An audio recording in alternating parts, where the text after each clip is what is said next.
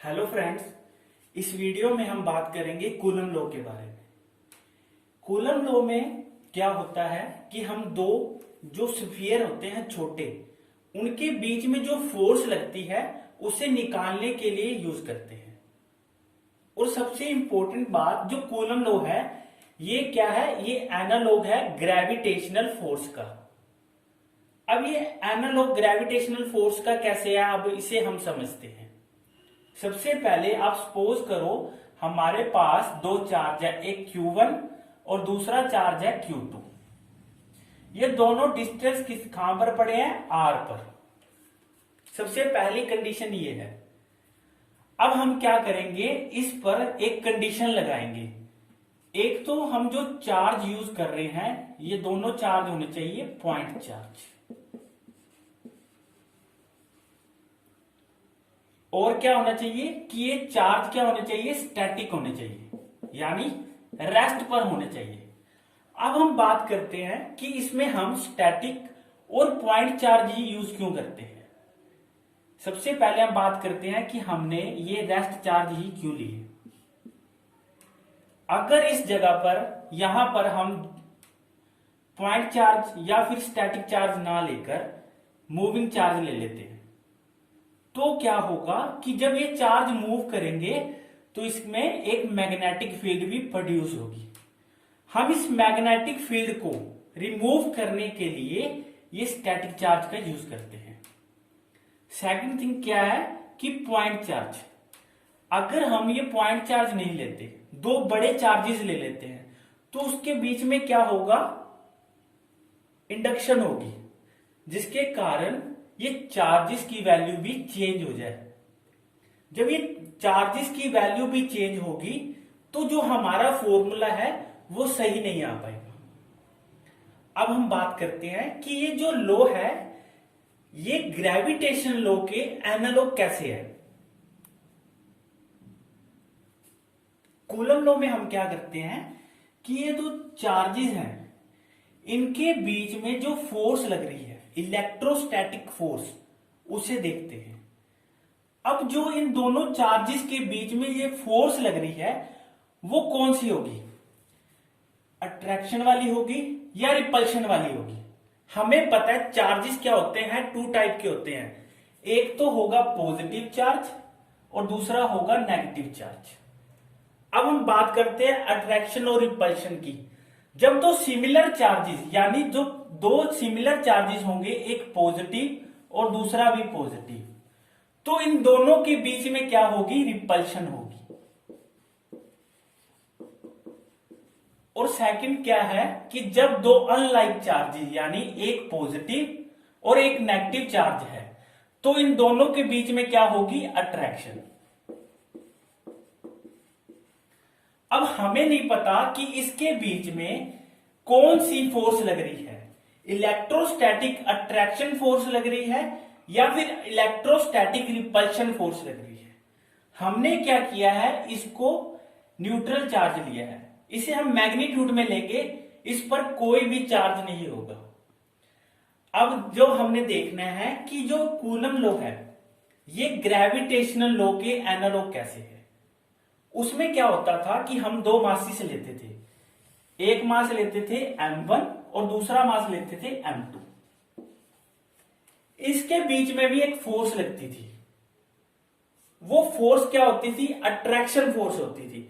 उसमें फोर्स क्या होती थी, प्रोपोर्शनल होती थी इन दोनों के प्रोडक्ट के मासिस के, m1 और m2। उसी तरह से कूलम लॉ में भी क्या होता है, जो फोर्स होती है वो इन दोनों के प्रोडक्ट के इक्वल होगी, यानी कि डायरेक्टली प्रोपोर्शनल होगी। कैसे, ये है force directly proportional to Q1 और Q2। अब हम इस डिस्टेंस R की बात करते हैं। ये डिस्टेंस क्या होगा, इनवर्सली प्रोपोर्शनल होगा फोर्स के। F is equal to proportional 1/r²। ये क्या है, इक्वेशन 1 और ये है इक्वेशन 2। अब हम इन दोनों को क्या करेंगे, रीअरेंज करेंगे। कैसे, F is equal to proportional Q1 Q2 upon R square. जब हम ये प्रोपोर्शनल का साइन हटाएंगे तो इस पर क्या आ जाएगा, एक constant F is equal to K Q1 Q2 upon R square. अब जो हमने चार्जेस लिए हैं ये क्या है, मैग्नीट्यूड में है। ये आ गया हमारा कूलम लॉ का फॉर्मूला। उसी तरह से हम ग्रेविटेशनल में क्या करते थे, ये क्या होता था, फोर्स प्रोपोर्शनल होती थी 1/r²। जब इन दोनों को रीअरेंज करेंगे तो क्या आएगा, m1 m2 upon r²। Force क्या होगी, F is equal to G m1 m2 by r²। अब क्या है, इन दोनों इक्वेशन में एक मेजर चेंज आ रहा है। यहां पर हमने कांस्टेंट लिया है स्मॉल k और वहां पर है कैपिटल G। ये G क्या है, ये ही है ग्रेविटेशनल। ये क्या है, ग्रेविटेशनल फोर्स, जो क्या है किसी भी जगह पर नहीं बदलती। अगर इसे ग्रेविटेशनल फोर्स को हम किसी भी मीडियम में लेके जाएं, अगर एयर में या वैक्यूम में, जो ग्रेविटेशनल की वैल्यू है, इस ग्रेविटेशनल फोर्स की जो वैल्यू होगी वो कांस्टेंट रहेगी, कभी भी चेंज नहीं होगी। अगर हम इस k की बात करें तो क्या होगा, अगर ये किसी भी मीडियम में जाएगा, वैक्यूम में जाएगा या फिर एयर में लेके जाते हैं इसको, तो क्या होगा, इसकी k की वैल्यू चेंज हो जाएगी। अब हम देखते हैं कि k की वैल्यू कैसे चेंज होती है, क्योंकि जो G है इसे हम यूनिवर्सल ग्रेविटेशन लॉ क्यों बोलते हैं, क्योंकि हर किसी मीडियम पर जो ग्रेविटेशनल फोर्स लगती है उसकी वैल्यू कांस्टेंट होती है, लेकिन इस k की वैल्यू कांस्टेंट नहीं होती। अब हम इसे देखेंगे कि ये k की वैल्यू किस पर डिपेंड करती है। अब हम देखेंगे कि ये k की वैल्यू किस तरह हम मीडियम पर डिपेंड करती है। आप सपोज करो कि हमारे पास दो चार्ज है, एक चार्ज है 2 कूलम और दूसरा चार्ज है 3 कूलम, यानी दोनों को सेम ही ले लो, आप क्यू ले लो। हमारे पास एक चार्ज है Q और दूसरा भी है Q। अब क्या होगा, ये चार्ज क्या करेगा, सपोज करो कि इसके पास 10 न्यूटन की फोर्स है और ये इस पर लगाना चाहता है। जब ये वाला चार्ज इस चार्ज पर ये 10 न्यूटन की फोर्स लगाएगा तो क्या होगा कि पहला तो इसके बीच में कोई भी मीडियम ऐड होगा। इसमें बीच में क्या, कौन सा मीडियम है, वैक्यूम, ठीक है। जब ये 10 न्यूटन की फोर्स इस वैक्यूम में जाएगी तो ये क्या करेगा, मीडियम इस न्यूटन को, ये जो 10 न्यूटन की फोर्स है इसे फिल्टर करेगा। इसे फिल्टर करने के बाद जो आगे जो फोर्स ट्रांसमिट होगी वो होगी 8 न्यूटन। यानी कहने का मतलब ये है कि हम जब दो चार्जेस पर फोर्स लगाते हैं, जैसे कि मैंने इस चार्ज पर एक फोर्स लगाई, ठीक है, और इसने क्या किया, ये 10 न्यूटन की फोर्स को इसको लगाना चाहा, तो कैसे लगाएगा, बाय वैक्यूम, या फिर कोई बीच में मीडियम पड़ा होगा।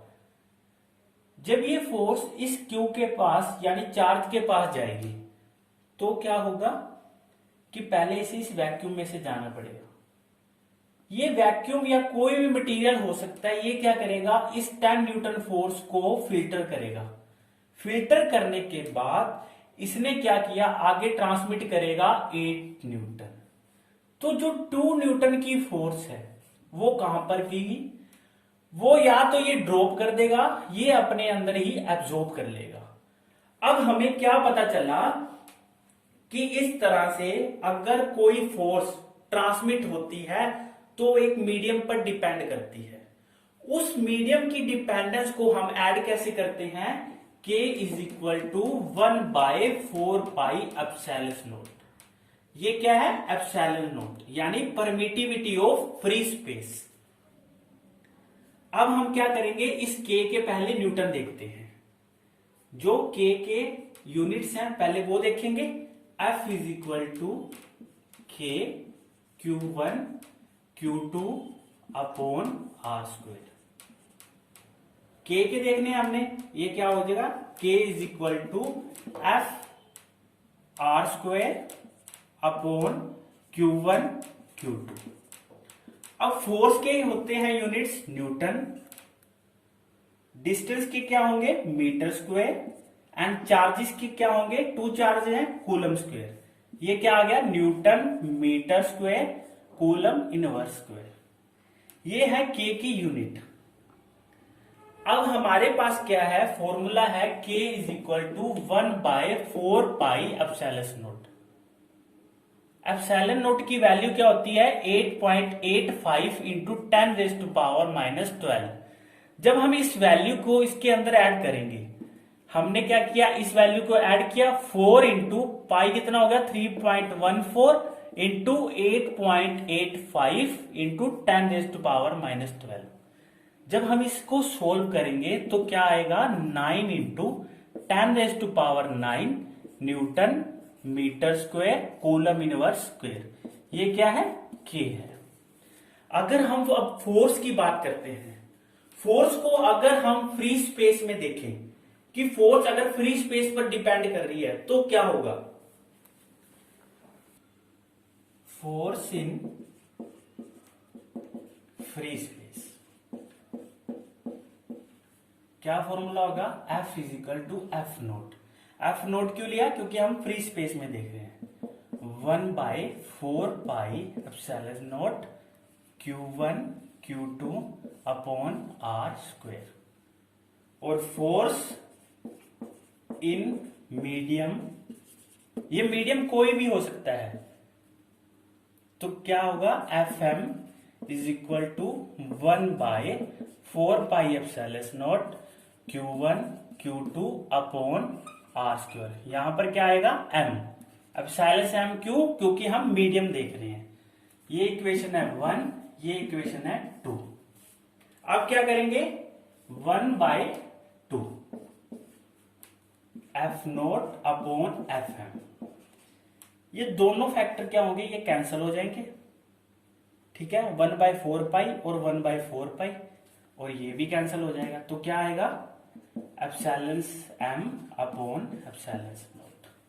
अब ये एप्सिलॉन M और एप्सिलॉन नोट क्या होता है, जैसे epsilon M is equal to epsilon R into epsilon naught. हमने क्या निकालना है एप्सिलॉन M बाई नोट। ये क्या हो गया epsilon M epsilon naught equal to epsilon R। इसकी वैल्यू आ गई F naught upon FM is equal to epsilon R। ये एप्सिलॉन R क्या है परमिटिविटी। अब इसके बाद क्या होगा, ये है एप्सिलॉन M एप्सिलॉन नोट और एप्सिलॉन R। ये तो हमें पता चल गया एप्सिलॉन R क्या होता है रिलेटिव परमिटिविटी, और ये क्या है परमिटिविटी ऑफ फ्री स्पेस, और ये है परमिटिविटी इन मीडियम। ठीक है, अब कल हम क्या करेंगे जो कूलम लॉ के न्यूमेरिकल हैं फॉर्मूला के बेस पर, वो कल हम देखेंगे, और coulomb law in vector form. Thank you.